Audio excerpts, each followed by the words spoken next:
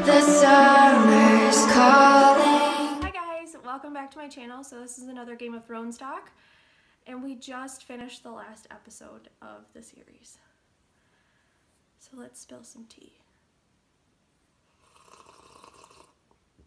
Oh, that sound hurts. That was our last time watching a live episode of Game of Thrones ever. It's sad. It's like, it's bittersweet. Not in the sense of what George was thinking, I'm sure. Yeah, I mean, I'm half expecting like a spin-off series of like generations later of what's happening or whatever. No, thank you. Yeah, I don't want it to get ruined because like there's all those great shows like, okay, this is gonna sound like this is gonna be a bad comparison, but like Scrubs, great show, came out with a spin-off, terrible spin-off, hated it. Didn't even know they had a spin-off. Yeah, anyway, we don't need to talk about that. Okay, good, 'cause I want to talk about Game of Thrones. Yeah, so these are our first reactions and our first impressions. We literally just finished the episode how long ago? Probably about 10 minutes ago. So this is just fresh emotion, raw, haven't had time to think or rewatch it, so take it or leave it. They haven't even released the title. Yeah. At this point. So there's still no title. There isn't the after the episode or inside the episode or whatever. No, Nothing's up. No game revealed. So it's just, so the episode starts and it's Tyrion and it's all the aftermath. And we just see ash flying everywhere. It looks like it's snowing. It's just, there's ash covering everything. Like, I mean, there's that clip of Jon when he's walking up to see Dany, and the dragon, you don't even notice is there because it's covered in ash. It's just coming, it looks like Pompeii. Yeah, she's like, oh, he's so cold, let him inside. I'm like, well, he just burned an entire city. I'm pretty sure he's warm at this point. Yeah, No, the beginning of the episode was awesome. The aftermath of that, yeah. Seeing Tyrion walk through the city, and then you get to the whole, I called it the Empire type stuff. It looked like the Galactic Empire. When all the Unsullied, and then like you look up, and then you get your favorite shot of the episode. Oh, when you see Dany walking out and you just see the wings behind her like that, and it kind of comes, we just finished watching Lucifer, and we saw his wings, and that's what it made me think of. And so I immediately associate it with something evil. Or bad. Like something bad's gonna happen. Well, she's definitely evil. Like, in Dany's own sense, like, Tyrion made the argument, like, in her mind, she was doing the right thing, it was her destiny, and she was doing what needed to be done. Everything propelled her forward in the eyes of the good. Right. I mean, everyone put her up on a pedestal, like he pointed out, and like people pointed out before this episode was even a thing. She burned people and burned people and burned people that we conceived was bad. I thought that was super interesting. You just brought it up, that everyone pointed out on the internet of, and I was one of those people too, like all these complainers, they're like, well, they've never done this, this, and this. And I'm like, well, they pointed it out here, here. She's done all these terrible things here, here, and here.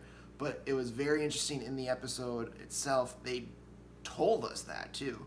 And obviously they shot this last year. It's not like they heard everyone's complaints and they're like, oh, well, we need to do this. No, they knew this stuff. Right. And I thought that was a very interesting point that they wanted to make. They probably knew all of us were going to do that last week. But the fact that they still did it was very interesting, having Tyrion do it. You had a lot of it talking about all the men that she's killed, and I brought that up last week. Mm-hmm. There's something about men and Dany that didn't mix well, and obviously that there's been bad things that happened to her. So like she associates men with bad. Yeah. Because everyone that's been in power that's done something bad in her eyes were men. Yeah. But in this case, it was Cersei who was a woman. Why do you hit that Cersei? Cersei. Cersei. I don't know. Maybe it's my Wisconsin accent. It's Cersei. Cersei. I don't know. It's an interesting thing. You do it all the time. It's fascinating. I don't know. You hit it harder. Well, it's like when, I don't know. It's Lil Wayne. Sure. Wisconsin. I don't know what that's from. Wisconsin. Anyway, back to what we were talking about. I mean, so everything up to this point has been men bad, and now it's Cersei. Now I can't not think about it. Cersei, who's a woman, and she's trusting all of these men to do her bidding. So it's kind of an oxymoron. Is that the right word to use here? I don't know how you're going. So she burned men because she thought they were bad, but she's trusting men to do her bidding, which she believes is good. She didn't really trust men. I mean, at this Grey Worm, Tyrion. Well, she stopped trusting John? Tyrion for a while. Right, but still, these are men she put in trusted positions. Well, yeah, that was pretty much. That was 2 episodes ago now. Yeah, I understand, but I'm just saying. In perspective, that's a long time. Yeah, okay. For a lot of these idiots. Not our viewers, I'm talking about the people on the show. Oh, okay. I was like, damn. No. We haven't even gotten off the ground and he's insulting people. Jeez. No, the people on the show. Not the viewing audience. Your 12 viewers. We love you, 12 viewers. No, but back to the... Hi, Mom. So you see the devil wings, essentially. Which I thought was super cool. I mean, yeah, that was an amazing clip. Like, that's gonna be like, people are gonna screen grab that, and that's gonna be everywhere. It's gonna be a wallpaper. Yeah, it'll be everywhere. Might be my new phone wallpaper. Yeah, good for you. So we. Long live Danny. Oh my god. I'm just kidding. Okay, well, let's get to that point. Now, I was just gonna talk a little bit about the dynamics shifting through her speech, but I want to get to the Danny stuff as far as the throne room. So let's quick cover her speech, and then we'll get into what happened in the throne room. So she talks to Dothraki first, and then she talks to the Unsullied. Yep. But we quick get later on in the episode, Jon and Tyrion are talking, and Tyrion, you heard her. That doesn't sound like a woman that wants to stop. Yeah, because Jon obviously doesn't understand what she's saying because he doesn't speak either language. Even if there was no subtitles, you can clearly tell that that's a dictator or a tyrant that literally just wants to kill everyone. She doesn't. In her mind, it's not killing everyone, though. In her mind, it's doing the right thing to liberate people. Still giving her props. I'm not. I'm being unbiased. I get what the. Okay, fine. I don't know how that's unbiased. We all know where she's coming from. She's just very, very wrong. I'm not saying she's right. Okay, fine. Anyway, so she goes on and she talks about, like, liberating everyone. And our dog's opening the curtain. Anyway, liberating everyone, breaking this wheel, and basically, we've been watching How to Get Away with Murder, so I'm thinking of a quote from the show where she basically thinks of herself as Martin Luther King Jr. She did in that one episode. Yep. Zion, get out of the food. Zion. Our dog is trying to just destroy his food. He's just trying to ruin this video. He's sabotaging us. Anyway, so now that we've covered the speech, into the throne room, or what's left of it. Yeah, the throne room being completely open, or mostly open, not completely open. It looked very reminiscent to her vision. When she was in Karth. Yes, the House of the Undying. And which, you know, a lot of people have talked about this on the internet where people thought it was snow because the White Walker's coming down, or because of Jon being on the throne, which would be reminiscent of, like, the North being on the throne, essentially. Or then, obviously, we know as Ash. And in the vision, Dany never sits on the throne. She never even touches the throne. She just walks straight past it. She looks at it, she goes near it, and then she heads off to go see Khal and her son.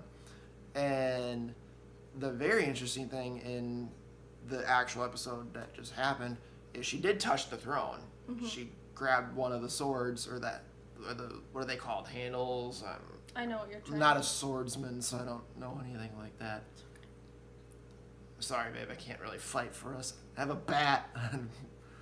That's about it. I'm not gonna have a sword in the house. But she grabs one of the swords, and she turns and sees Jon. she never ends up sitting on the throne. Nope. No one does. Yeah, that was cool. But in her vision, I mean, is fully formed. She never sits on the throne. She thought it was Snow, it was Ash. And she immediately goes and meets her husband and her son. And she's whisked away by her dragon. Then the thing is with that, when he's nudging Dany's body, like seeing, like trying to get her to move, and then he opens his mouth to what we think is going to be an attack on Jon, like knowing that he's the one that did it, but he didn't. I thought that if he did do it, Jon wouldn't burn because he is a Targaryen, but at the same time, like, he didn't. Jon's already died. I don't know where they would have gone with that. Yeah, and like, he didn't do it at Jon because he's a Targaryen, even though he knows Jon is responsible for this, but he also kind of also knew that the throne was responsible for it. That's what my gears were going towards, is that the throne corrupts. And Cersei's been corrupted. Robert was corrupted. Because Cersei wasn't corrupt before? Cersei. All of these people were corrupted by the throne, and I think even Dany now, who's even gone, was corrupted by the throne, and he knows that, and I think even as a dragon he wanted to get rid of it, which I think was a very interesting thing. But when Jon stabbed her through the belly, because it wasn't the heart, I did want it to be the heart. You know your heart's like right here, right? Oh, I guess I don't know biology. It's behind your rib cage, but granted, it's a little bit left though. It's like up and left. Like, it's not here like everyone does. But I mean, it's not like it's like, not gonna be like dead sternum. No. So okay. Anyway, I'm still right. Continue. I did want it to be the heart because that's the Azor Ahai prophecy. You killing the one you love. Mm-hmm. And I don't know if Jon loves her anymore. I don't know. That's this weird gray area that we're falling in here. But when they're face to face, they kiss, they're holding each other, and then you hear the stab. I said to True, please God, don't let it be Jon, because I thought we were heading into a place with the bittersweet ending that George always talks about. That, you know, the ending's going to be good, but it's also going to be bad. Where if Jon dies, then we're really in this bad setting. Like, this is going to be the Emperor Palpatine type. This is where we're going for. Didn't go there. So, which I liked, but I think it would have been cooler if we just went down a dark, dark path and then everyone's just on a down note to end the show. And then you get... That would be one cool thing if the show did end on that dark note, because some people obviously are still Dany supporters, and sure. So they don't consider it dark. And then we get all these, like, fan fictions, and just to have that spark, like, a creative movement almost would be kind of cool. I wouldn't read them, but... I'm just saying, it would be cool. I mean, I'd probably read some of them. I wouldn't get to all of them, because there'd be too many. So, now Dany's done. The throne is done. Flash forward a couple weeks. We get to the lords and ladies of Westeros. The surviving lords and ladies. I guess deciding on who's going to be king. And then, who would have guessed the prisoner Tyrion is the one that basically decided? I could have called that. I mean, if we were given a choice. So, I did not see that coming. I called it. I got about like 80% of this episode correct. There's nothing that's going to show proof of it. I've had 14 million different speculations on what's going to happen with this show. Yeah. I was like Doctor Strange. He's doing the whole little time thing. There are a million variables. 14 million and something. And yeah. I don't know what the total number is. Possible outcomes, and there's only one that works. Since I started watching the show, I've had like a zillion. But my most recent one, I got about like 80% right. My thought was it was going to end up being independent nations or independent areas with one generic ruler, being Sansa.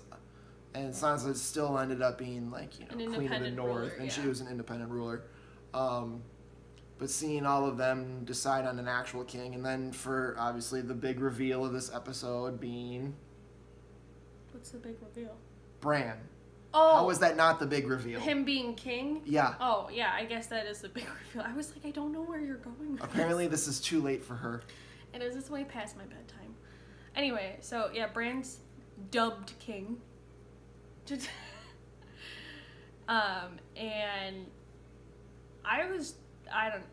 I'm gonna yawn.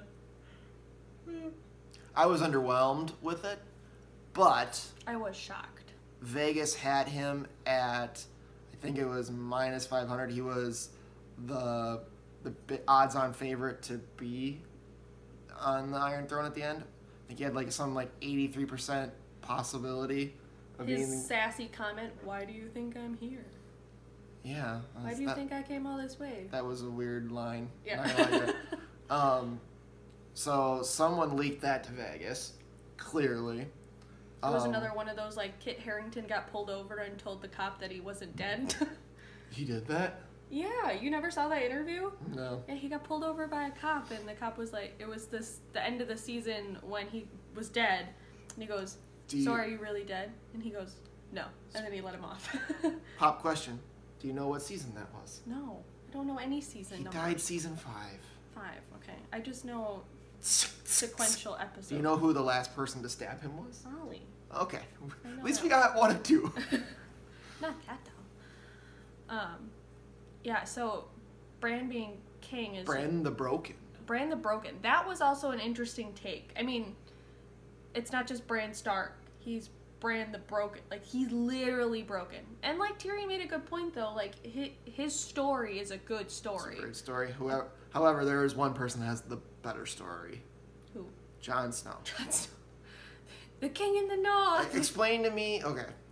I know that he was the prisoner. I know that he killed the queen. Oh my god, is he not the best ruler if you had to pick one? I thought someone was going to bring up the fact that he was the true heir. That's what I would have And thought. then cat's out of the bag, but no one apparently said anything. no one knows. So Except for Sam, Tyrion, yeah. and Jon. And then Sansa and Arya. And Bran.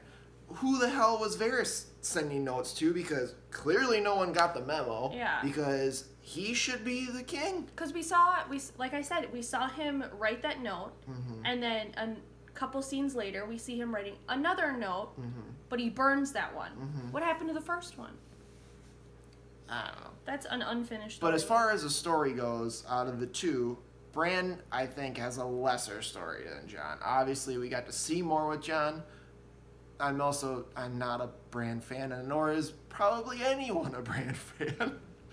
But, like, the story... Pre-crippled Bran or post-crippled? The stories aren't even... Okay, yeah, 55 minutes of him being not crippled compared to the rest of the series. Or would you say not crippled, but pre and post Raven Bran? So it's all not great. His character is underwhelming for me. But, just like, in general. story. Jon, he goes to the wall. He goes north of the wall. But you also have to remember, there's a lot of Jon's story that no one knows because he doesn't tell anyone. And a lot of the people who know the different parts don't talk to each other about what happens. So, like, his story's all cut up into pieces between people. No one knows his whole story. Great point. I never would have. Yeah. Okay. You stumped me. We know it because we watched it. Yeah. But, like, Sam's there. He could tell the story. Sam didn't know everything that happened beyond the wall. Okay. We need to go further. Yeah, anyway, A continue. Song of Ice and Fire. I thought that was cool. I liked that. The fact that Tyrion wasn't mentioned was pretty great. That is actually a callback in the series because the men behind the men are never talked about, and Tyrion does bring that up. That the story is about what happened. This is at Blackwater. The story of what will happen today, he won't be mentioned. So that was a nice little touch. However, hated the fact that they dropped A Song of Ice and Fire in the freaking show. That makes no sense. It's too wink wink. It's just like, I get it. The series is A Song of Ice and Fire. But the show is not. It is too. The whole show is basically about Danny versus John. Who do we like better? A Song of Ice and Fire is John. He's both ice and fire. Mm-hmm. That's what that is. It's nothing else.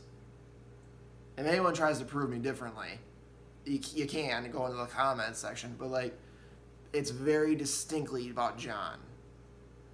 Because he's both. And that's not revealed in the books yet, but like, that is what it is. And it is in the show. Mm-hmm. If you had one distinct story throughout from episode 1 to episode 73, it's his. And it's bookended at the end of this series with him walking north. Yeah. I thought that was a good ending. Oh, I loved that, yes. John going north. Because that's where he belonged. Oh, and he gave Ghost a hug. He did give Ghost a hug. There was our CGI budget for that episode. So everyone complaining about him being a dick to Ghost. That's all. Give Ghost a hug. I I feel bad that Ghost is missing an ear. Ghost fought for his country. He did. He was brave. He was very brave. A good dog. Very good dog. I like that we got Tormund back for 5 seconds. That was, I like that he wasn't, like, John didn't go north and meet up with him. He was waiting there for him. It was interesting, yeah, so he must have known. Someone must have sent a raven. Unless he was just hanging out at Castle Black, which a lot of the wildlings, I think, still were. Yeah, that would explain why south both of the them, wall, yeah. at least. Yeah. So, well, that kind of sums up the whole episode. Yeah, It was, I'm going to say it wasn't underwhelming, but it wasn't overwhelming. It was bittersweet. I didn't even tear up, which is sad. I thought was, gonna happen because I'm never gonna get to watch the show for the first time ever again. Mm-hmm. I'm gonna rewatch it several times, obviously. For me, it was some of the stuff that I wanted to know was unresolved, like the Varys note thing. And the fact they never brought up how John was the true heir. Like, they could have done that, but they didn't, which is fine. Like, that's their choice. And so I feel like, I don't know, I just feel a little unresolved. Like, I wish there was just a little bit more, and I'd be satisfied. But obviously, it's a show I didn't want to end, so I'm going to always want more, but... Yeah. That's the hard part. Yeah. I'm never going to be able to let go. Well, that's all we have. Those were our thoughts. It's over. I'll probably post a poll on my Instagram story at @findingtruebeauty_ to see what show you guys want us to talk about next.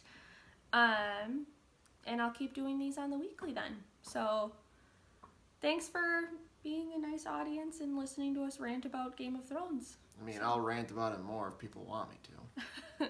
Sound off in the comments below what you thought, your opinions on the episode, and what you wanted, what you didn't like, all of the things.